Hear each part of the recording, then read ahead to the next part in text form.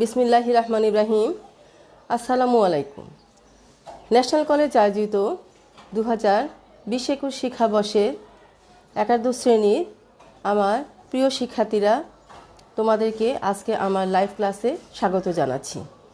আমি আশা করছি তোমরা সবাই স্বাস্থ্যবিধি মেনে সুস্থ আছো, নিজের ও নিজের পরিবারের প্রতি সচেতন আছো। শিক্ষার্থীরা, করোনার প্রকোপ দিন দিন বাড়ছে, তোমরা অবশ্যই সচেতন থাকবে। ভিটামিন সি, ভিটামিন ডি যুক্ত খাবার বেশি বেশি খাবে।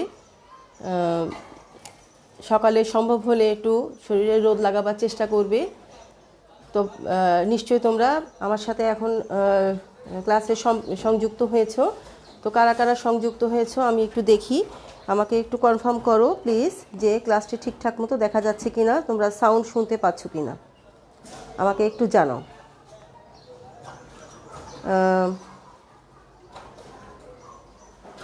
আমাকে একটু জানাবে প্লিজ যে বোর্ড ক্লিয়ার দেখা যাচ্ছে কিনা, সাউন্ড ঠিক আছে কিনা, একটু জানাও প্লিজ।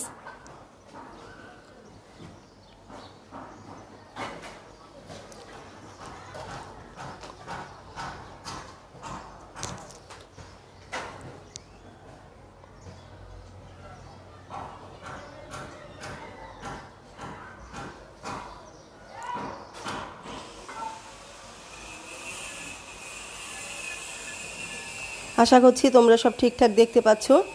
তো শিক্ষার্থীরা,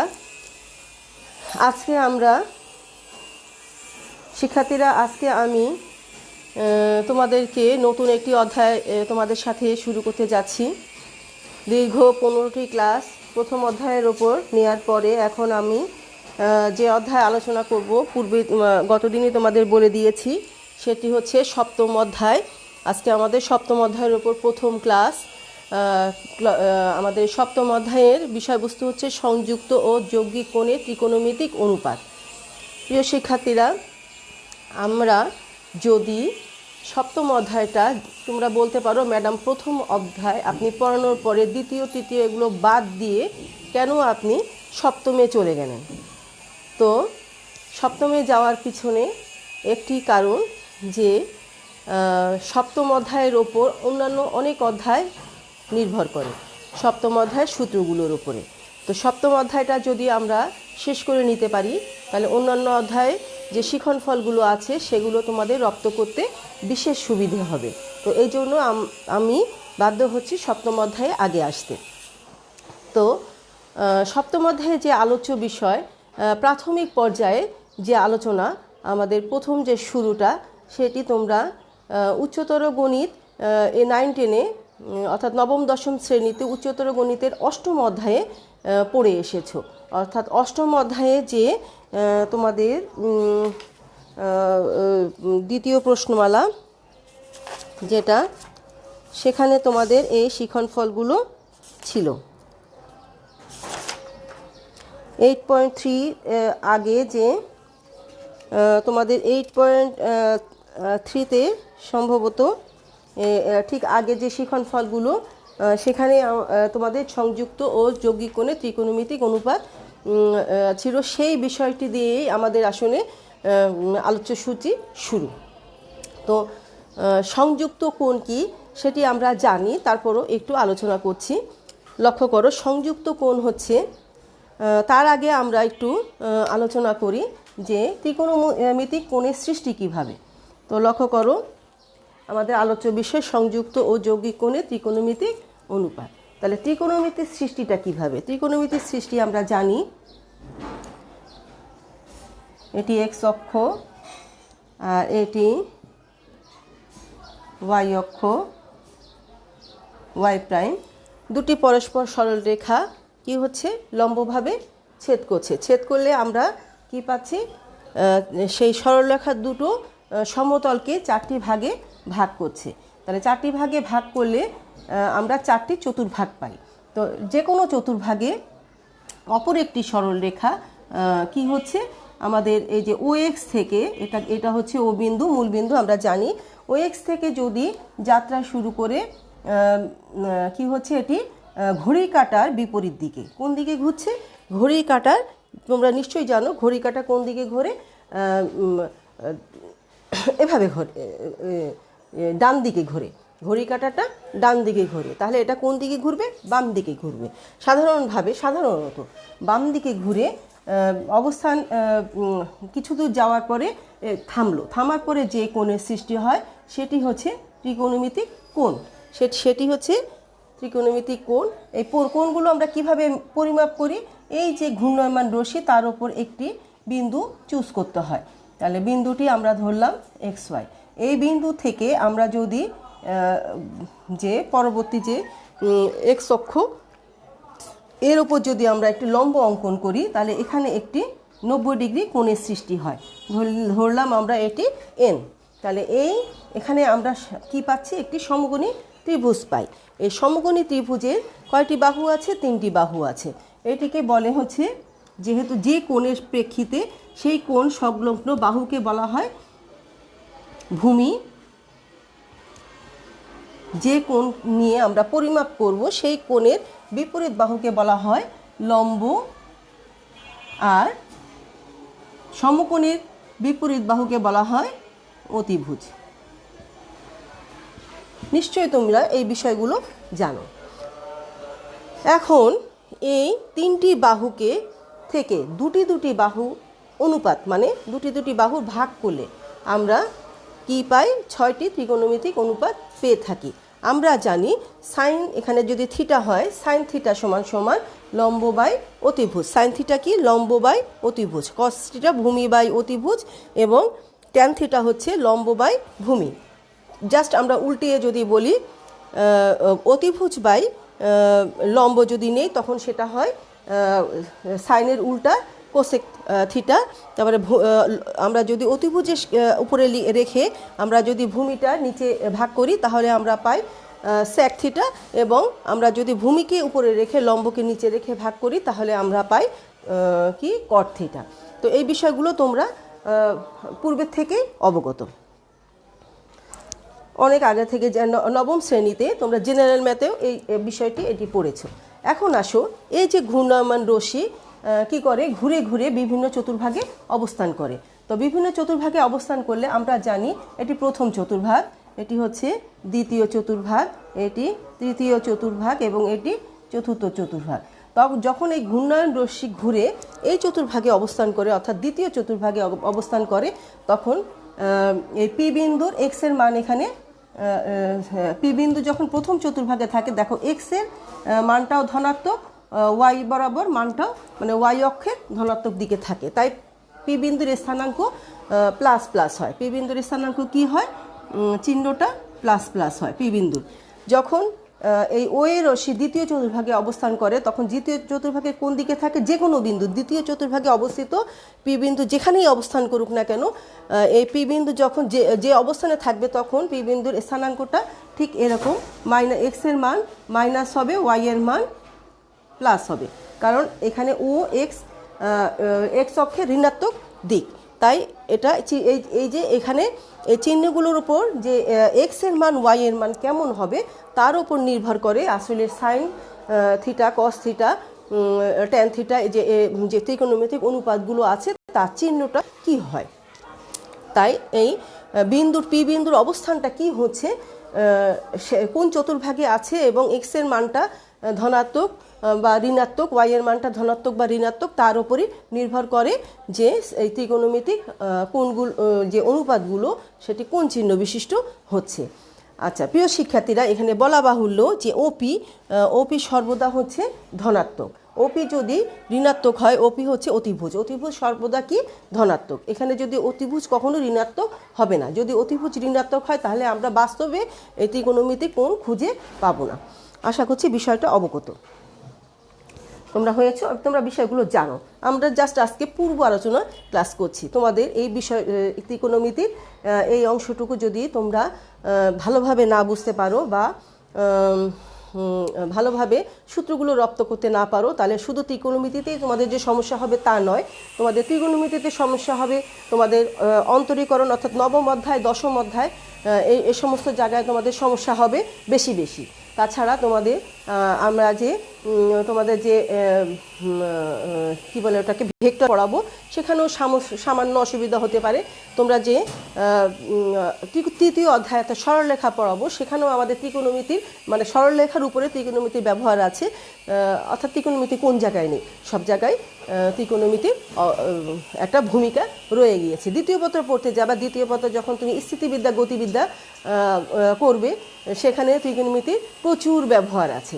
সুতরাং ত্রিকোণমিতি ছাড়া আমাদের চলবেই না। তুমি যদি মনে করো যে না ত্রিকোণমিতি প্রশ্ন আমি বোর্ডে অ্যান্সার করব না, কথার কথা আমি এটা ছাড়া অন্য কিছু থেকে অ্যান্সার করবো, তাহলে আমি ত্রিকোণমিতি আমি পড়বো না, কিন্তু তারপরেও তোমাকে ত্রিকোণমিতির সূত্রগুলো রপ্ত রাখতে হবে। এই কথাটা মাথায় রাখবে, ত্রিকোণমিতির সূত্র তোমাকে রপ্ত রাখতেই হবে। তুমি পরীক্ষায় ত্রিকোণমিতি অ্যান্সার করো বা না করো, তোমাকে ত্রিকোণমিতির সূত্রগুলো রপ্ত রাখতে হবে। ত্রিকোণমিতির সূত্র যদি রপ্ত না রাখো তাহলে ম্যাথ, এই যে উচ্চতর গণিত এইচএসসি লেভেলে তুমি একেবারে এই বিষয়ে পঙ্গু, কথাটা মনে রাখবে। তো লক্ষ্য করো আমরা যে জায়গায় আলোচনা করছিলাম, তো যখন এই অপি রশ্মি দ্বিতীয় চতুর্ভাগে অবস্থান করবে অপি রশ্মির, তখন এই ওপরে পি বিন্দুটা অবস্থান হবে, এক্স এর মান মাইনাস হবে, ওয়াই এর মান প্লাস হবে। এই অপি রশ্মি যখন ঘুরে সে তৃতীয় চতুর্ভাগে অবস্থান করবে তখন দেখো এক্স এর মানগুলো মাইনাস হবে, ওয়াই এর মানগুলো মাইনাস হবে।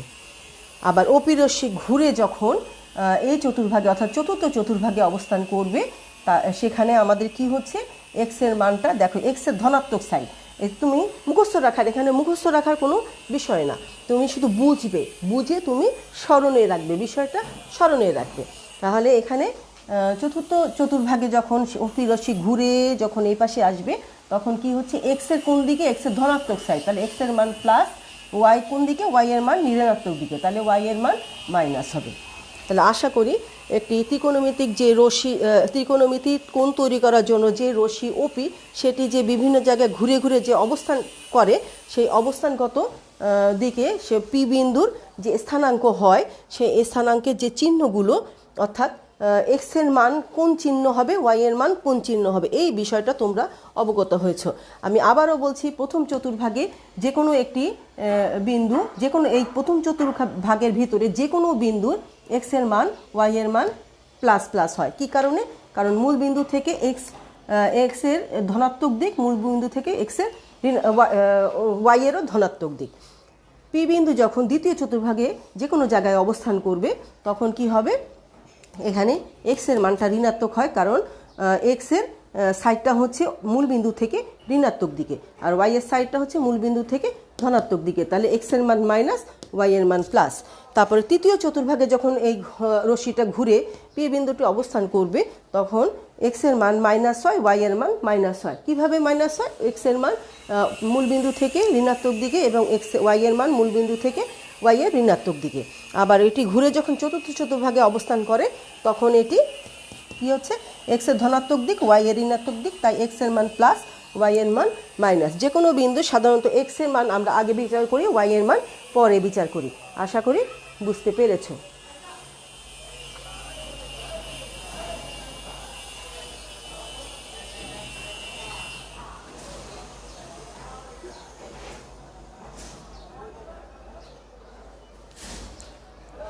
প্রিয় শিক্ষার্থীরা, এখন আমাদের যে আলোচ্য বিষয় সেখানে একটি কথা থাকে যে ঋণাত্মক কোণ। কি হচ্ছে? ঋণাত্মক কোণ।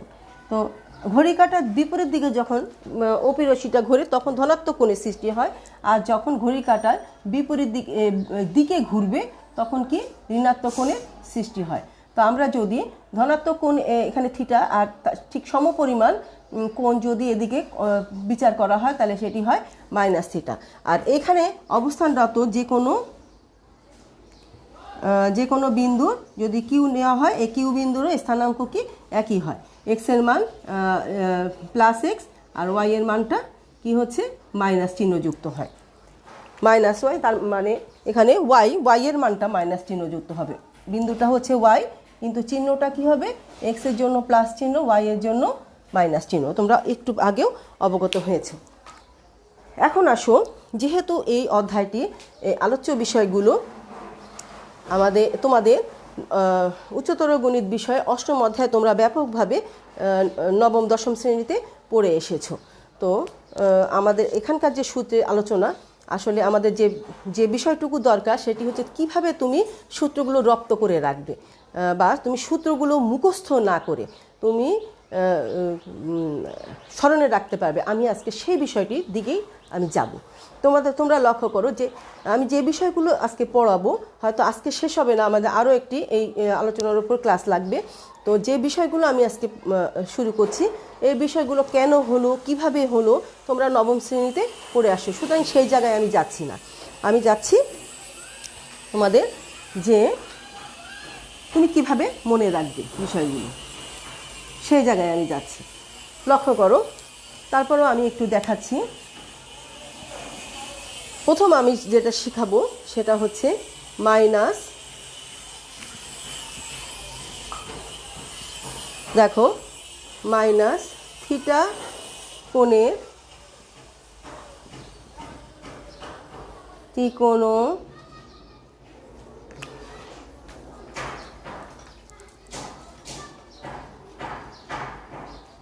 মাইনাস থিটা কোণের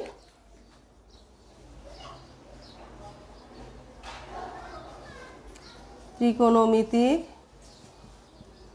অনুপাত, মাইনাস থিটা কোণের ত্রিকোণমিতিক অনুপাত। প্রিয় শিক্ষার্থীরা, এখানে লক্ষ্য করো, আমরা জানি এই যে লম্ব বাই অতিভুজ, এটা কি হয়, সাইন থিটা হয়। তো মাইনাস থিটা অর্থাৎ সাইন মাইনাস থিটা, এখানে লক্ষ্য করো সূত্র 1 নম্বর, সাইন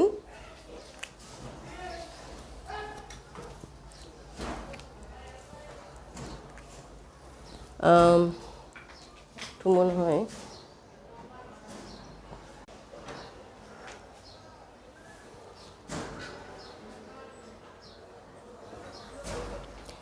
শিক্ষার্থীরা নেটে একটু সমস্যা করছিল, আশা করছি ক্লাসটি ঠিক আছে এবং তোমরা দেখতে পাচ্ছ কি না, আমাকে দেখতে পাচ্ছ কি না ঠিকঠাক মতো আমাকে একটু জানাও।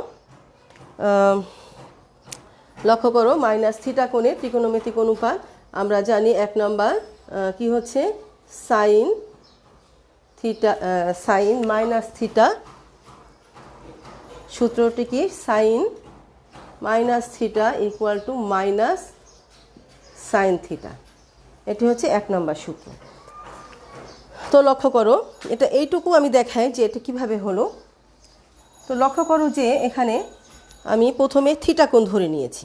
থিটা কোণ কী করেছি, ওপি রশ্মি, এখানে পি বিন্দু থেকে এন বিন্দুর ওপর লম্ব অঙ্কন করা হয়েছে, তাহলে ঘড়ির কাঁটার বিপরীত দিকে করে থিটা কোণ উৎপন্ন করেছে, তার উপর একটি বিন্দু নেওয়া হয়েছে।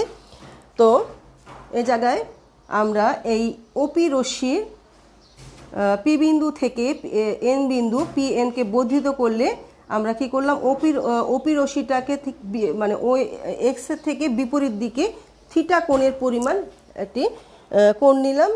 এটা কি কোণ, ঘড়ি কাঁটার দিকে, তাই এটি ঋণাত্মক কোণ হলো, সমপরিমাণ কোণ। থিটার মান এটা যদি 45 ডিগ্রি হয় তাহলে এটাও মাইনাস 45 ডিগ্রি, এভাবে করে আমরা কথার কথা কোণটি নিলাম। নেওয়ার পরে আমরা কি করলাম, এই পি বিন্দু থেকে যে লম্ব অঙ্কন করেছি এটিকে আমরা বর্ধিত করলে যে এই যে রশ্মিটা এই পি এর জায়গায় আমাদের কিউ হয়ে গেল, বিন্দুটি কিউ হয়ে গেল। তাহলে এই পর্যায়ে আমাদের দেখো ওএন কি, সাধারণ বাহু, যে দুটো সমকোণী ত্রিভুজ কাজ করছে, ওএন সাধারণ বাহু, আর পিএন এর সমান করে আমরা যে এন কিউ পেয়েছি। তাহলে পিএন আর এন কিউ সাংখ্যিক সমান, কিন্তু পিএনটা হচ্ছে ধনাত্মক দিকে আর এন কিউ হচ্ছে ওয়াই এর মান মাইনাস। আর এদিকে ওপি রশ্মি আমরা এখানে সমপরিমাণ অংশ পাওয়া যায়। তো সেই জন্য এখানে দেখা যাচ্ছে যে ত্রিভুজটা যদি সর্বসম হয় তাহলে ওপি রশ্মি সমান ওপি রশ্মি পাওয়া যায়। তাহলে এই পর্যায়ে আমরা পাই ওএন, তো তাহলে সাধারণভাবে পিএন সমান সমান কিউএন, আর এদিকে ওপি রশ্মি সমান সমান ও কিউ রশ্মি। তাহলে এখন দেখো আমি এটার প্রমাণটা একটু দেখাই। সাইন মাইনাস থিটা সমান সমান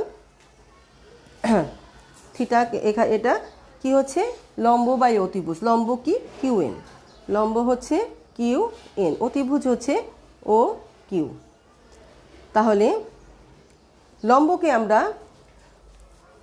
ও কিউ এর পরিবর্তে লিখতে পারি ওপি। ও কিউ এর পরিবর্তে এখানে ও কিউ এর পরিবর্তে লিখতে পারি ওকে, আর কিউ এন এর পরিবর্তে লিখতে পারি, প্রিয় শিক্ষার্থীরা,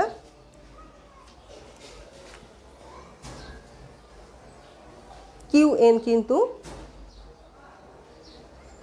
আচ্ছা এখানে দেখো আমরা ও কিউ না লিখে আগে মানটা লিখি। এখানে লক্ষ্য করো যে এক্স এর মান এদিকে তো এটা তো প্লাস এক্স, এটা ওয়াই, আর এটি হচ্ছে মাইনাস ওয়াই। এই জায়গায় কি ওয়াই এর মানটা মাইনাস ওয়াই, তাহলে ও এন কি মাইনাস ওয়াই, আর ও কিউ কি পি, বারবার ভুল হচ্ছে সরি, আর ও কিউ হচ্ছে আর, ও কিউ হচ্ছে আর। তাহলে মাইনাসটা বাদ রেখে ওয়াই আমরা লিখতে পারি আর লিখতে পারি।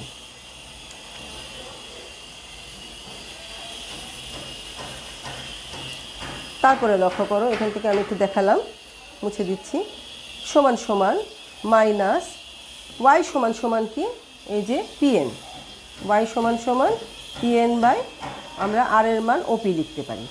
তাহলে সমান সমান মাইনাস পিএন মানে লম্ব বাই অতিভুজ সমান সমান সাইন থিটা। তাহলে একইভাবে বাকিগুলো পাওয়া যায়। তো আমি বোর্ডটি ক্লিয়ার করে দিচ্ছি, আশা করছি বিষয়টি তোমরা বুঝতে পেরেছো। তাহলে সাইন মাইনাস থিটা সমান মাইনাস সাইন থিটা আমরা একইভাবে যদি প্রমাণ করি তাহলে আমরা পাই কস মাইনাস থিটা সমান সমান কস থিটা। প্রিয় শিক্ষার্থীরা, এখানে তোমরা লক্ষ্য করো কস থিটার জন্য কেন মাইনাসটা থাকলো না, সাইনের জন্য থাকলো, কেন থাকলো সেটা প্রমাণ দেখাই দিয়েছি। কজের জন্য একইভাবে আমি মুখে বলি, লক্ষ্য করো আমাদের কজের ক্ষেত্রে কী হয় ভূমি বাই অতিভুজ। তাহলে কস মাইনাস থিটার জন্য তাহলে কি ভূমি ও এন ডিভাইডেড বাই অতিভুজ ওপি, ভূমিটাও প্লাস আছে ওপিটাও ও কিউটাও প্লাস আছে, এখানে প্লাসে প্লাসে ভাগ করলে কি হয় প্লাস থাকে, তো সুতরাং এখানে মাইনাস হওয়ার কোনো সুযোগ নেই। তাহলে ওখানে ও এন সাধারণ বাহু আর ওপি তো ও কিউ হয়ে যাবে ওপি, তাহলে ও এর মান এক্স, এক্সই থাকবে এখানে, আর ও এটার মান ও কিউ এর মান ওপি হয়ে যাবে, তাহলে ওয়াই আর, তাহলে এক্স বাই আর এটা সেম থাকে, তাই এখানে কস থিটা সরাসরি হয়ে যায়, কস মাইনাস থিটা সমান কস থিটা হয়ে যায়। সেকটাও একইভাবে হয়। আর ট্যানের ক্ষেত্রে যেহেতু লম্ব বাই ভূমি, লম্বের মানটা এই যে মাইনাস কোণের জন্য লম্বের মানটা মাইনাস ওয়াই, এই জন্য এখানে এটি মাইনাস থেকে যায়। তাহলে tan minus theta equal to minus tan theta. একইভাবে cot minus theta equal to minus cot theta. 5 number sec minus theta equal to sec theta, আর cosec minus theta equal to minus cosec theta. প্রিয় শিক্ষার্থীরা, আমরা জানি যে সাইনের বিপরীত cosec, তাহলে সাইন যদি মাইনাস হয় কোসেকও মাইনাস হবে। মনে রাখার এখানে আমাদের সূত্র প্রয়োগের জন্য যে বিষয়টি মনে রাখতে হবে সেটি হচ্ছে সাইন যদি মাইনাস হয় কোসেকও মাইনাস হবে। আমরা জানি সাইন যে অনুপাত তার বিপরীত হচ্ছে কোসেক অনুপাত। কস যদি এখানে দেখো কস মাইনাস থিটা সমান প্লাস কস থিটা হচ্ছে, তাহলে সেক মাইনাস থিটা সমান সমানও প্লাস সেক থিটা হবে, কারণ কস আর সেক বিপরীত। ট্যান মাইনাস থিটা যদি মাইনাস ট্যান থিটা হয় তাহলে কস মাইনাস থিটা সমান সমান মাইনাস কট থিটা হবে, কট মাইনাস থিটা সমান মাইনাস কট থিটা হবে। তাহলে আমরা জানি আমাদের তিনটি তোমাদের অবশ্যই স্মরণে রাখতে হবে। তিনটি যদি তোমার স্মরণে থাকে তাহলে বাকি তিনটি এমনি স্মরণে থাকবে।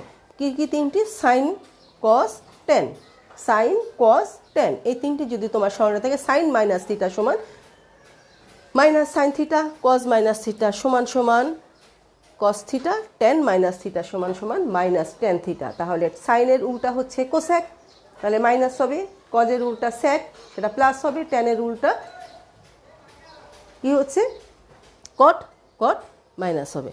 তাহলে এখানে মনে রাখতে হবে যে কথাটি তুমি এভাবে মনে রাখতে পারো। আমরা একটু যোগ করে যদি বলি তাহলে সাইন কজের ক্ষেত্রে মাইনাস থিটা কোণের জন্য কোণের জন্য কজের ক্ষেত্রে মাইনাসটি হারিয়ে যায়।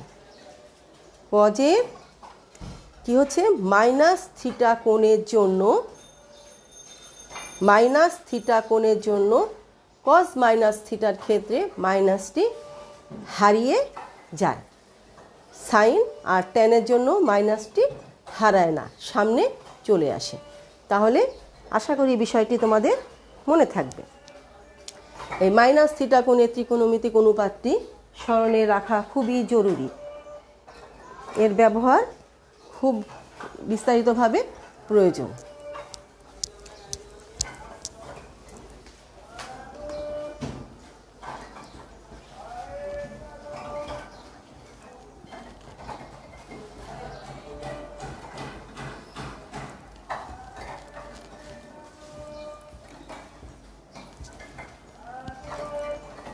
এবার লক্ষ্য করো আমাদের যে আলোচ্য বিষয়টি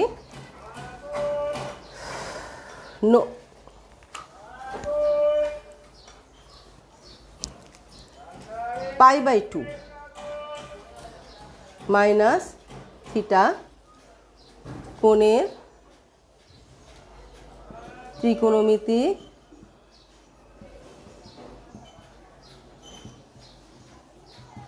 অনুপাত। ত্রিকোণমিতিক অনুপাত। প্রিয় শিক্ষার্থীরা লক্ষ্য করো, আমি এখানে একটু ছোট্ট চিত্র অঙ্কন করছি। এটা কি এ পর্যায়ে দেখো, এটি আলোচনা করার জন্য আমাদের এটি হচ্ছে এক্স অক্ষ, এটি হচ্ছে ওয়াই অক্ষ, ওয়াই প্রাইম এক্স প্রাইম, এটি ও মূলবিন্দু। 90 ডিগ্রি মানে π/2 কি 90 ডিগ্রি, 90 ডিগ্রি মাইনাস থিটা কি। তার লক্ষ্য করো এই যে আমাদের যে এক্স অক্ষ ওয়াই অক্ষ দুটি সরল রেখা পরস্পর লম্বভাবে ছেদ করার ফলে এই দুটি সরল রেখা একটি সমতলকে 4টি ভাগে ভাগ করে। সেই 4টি ভাগকে কি বলা হয়? 4টি চতুর্ভাগ বলা হয় বা 4টি চৌকোণ বলা হয়।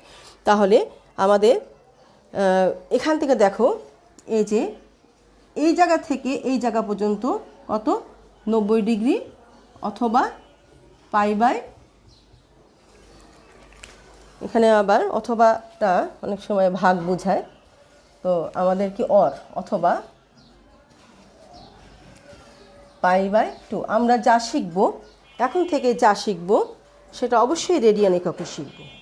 প্রশ্নে শুধু যদি ডিগ্রি একক দেওয়া থাকে তাহলে তুমি ডিগ্রি ব্যবহার করবে, তা না হলে প্রশ্ন বা রেডিয়ান দেওয়া থাকলে কোনো ওয়ে নেই ডিগ্রিতে প্রকাশ করে সেটি সলভ করা। তোমাকে অবশ্যই রেডিয়ানে সলভ করতে হবে। তোমার শিক্ষণ ফলটাই এই জায়গায় যে রেডিয়ানে সলভ করা। তুমি রেডিয়ানে সলভ করতে পারছো কি না? তুমি যত বড় ক্লাসে যাবে, তুমি ইঞ্জিনিয়ারিং পড়বে, তুমি ম্যাথ জাতীয় যে কোনো রিসার্চ করতে যাবে, তোমাকে অবশ্যই কি করতে হবে? রেডিয়ান ত্রিকোণমিতির ক্ষেত্রে রেডিয়ান একক ব্যবহার করতে হবে। ডিগ্রি এককের এই জায়গায় কোনো যদি ডিগ্রিতে যদি প্রশ্ন না থাকে তাহলে তুমি ডিগ্রি একক ব্যবহার করবে না। তোমার অবশ্যই রেডিয়ান এককের প্রশ্ন থাকলে তোমাকে রেডিয়ানে সলভ করতে হবে, এ কথাটি মনে রাখবে। তা এইটুকু হচ্ছে 90 ডিগ্রি। তাহলে 90 ডিগ্রি মাইনাস থিটা, তার মানে কি থিটা কোণটা 90 ডিগ্রি থেকে ছোট, অর্থাৎ এই চতুর্ভাগে যে কোনো জায়গায় অবস্থান করছে।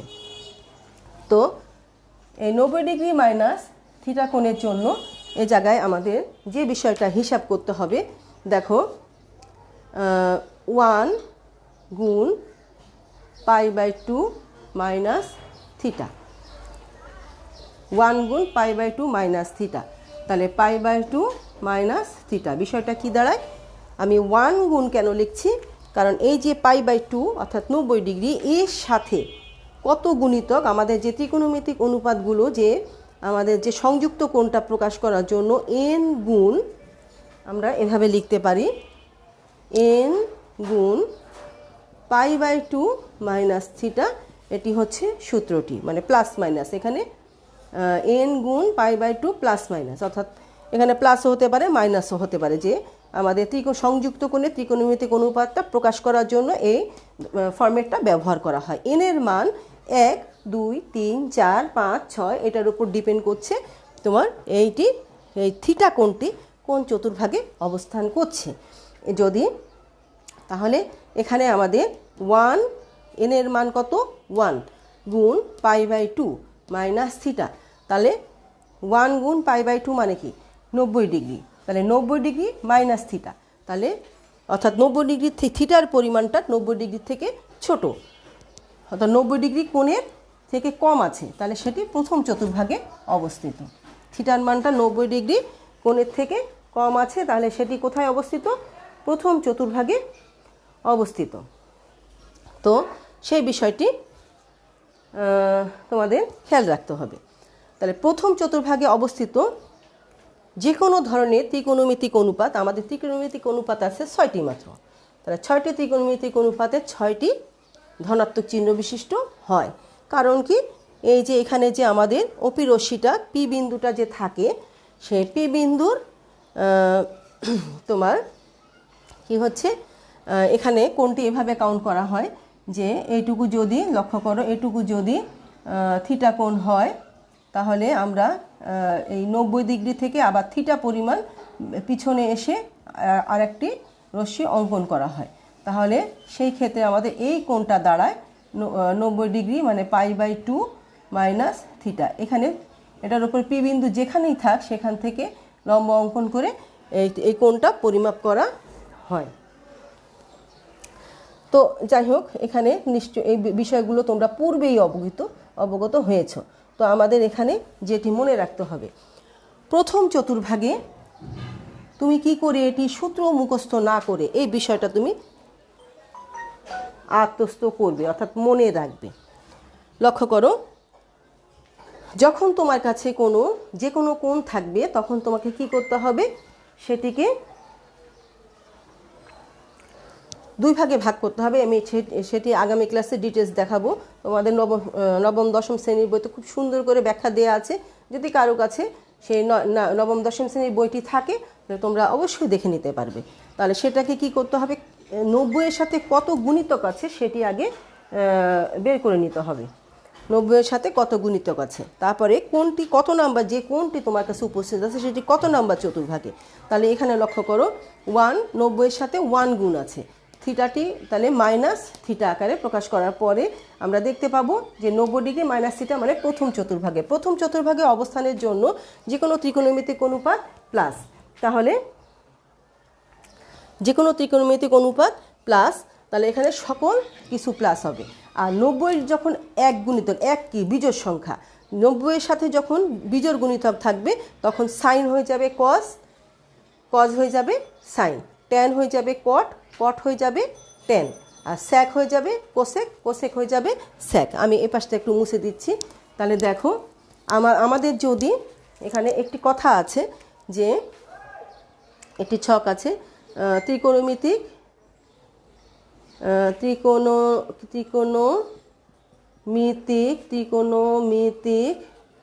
একটি হচ্ছে অনুপাত আর একটি হচ্ছে সহ অনুপাত, একটি অনুপাত আর একটি সহ অনুপাত বলা হয়। তাহলে সাইনের, আমি সংক্ষেপে লিখছি, সাইনের সহ অনুপাত কজ, তাহলে কজের সহ অনুপাত সাইন, সাইনের সহ অনুপাত কজ, কজের সহ অনুপাত সাইন, ট্যানের তারপরে ট্যানের সহ অনুপাত কট আর কটের সহ অনুপাত ট্যান, স্যাকের সহ অনুপাত কোস্যাক, একইভাবে কোস্যাকের সহ অনুপাত স্যাক। এই ছকটি মনে রাখবে।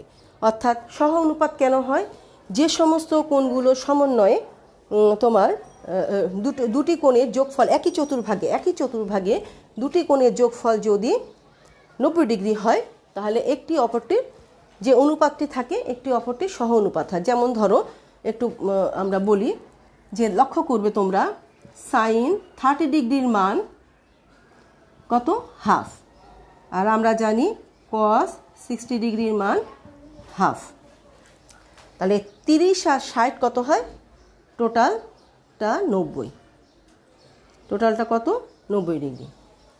তাহলে যে দুটো কোণ কি হচ্ছে সব 90 হচ্ছে, তার সাইন মানে একটি সাইন হলে আর একটি অপর কোণ 90-এর সাথে বিয়োগ করলে অপর কোণটি কজ হয়। তাহলে এই যে দুটি কোণের সমন্বয়ে যোগফল 90 ডিগ্রি পাওয়া যায় তাদের একটি অপরটি এখানে দেখো আমরা যদি হিসাব করি tan, তোমরা যদি দেখো আমরা জানি tan 30 ডিগ্রি কত, tan 30 ডিগ্রি হচ্ছে 1/√3 আর cot 60 ডিগ্রি কিন্তু 1/√3। তাহলে এই জন্য tan cot কি হয় একটি আরেকটির সহ অনুপাত। তো এটা আসলে ব্যাখ্যাটা জ্যামিতিকভাবে ব্যাখ্যা তোমরা নবম শ্রেণীতে পড়ে এসেছো। তো তোমাদের মনে রাখতে হবে এখন যে যখন আমাদের যে 1 গুণ π/2 মাইনাস থিটা এটি যদি আমরা হিসাব করি, এর আগে সাইন থাকলে কি হয়ে যাবে, উত্তরটা হয়ে যাবে কজ, কজ থাকলে উত্তরটা হয়ে যাবে সাইন, তারপরে ট্যান থাকলে উত্তরটা হবে কট, কট থাকলে উত্তর হবে ট্যান, সেক থাকলে কোসেক, কোসেক থাকলে সেক।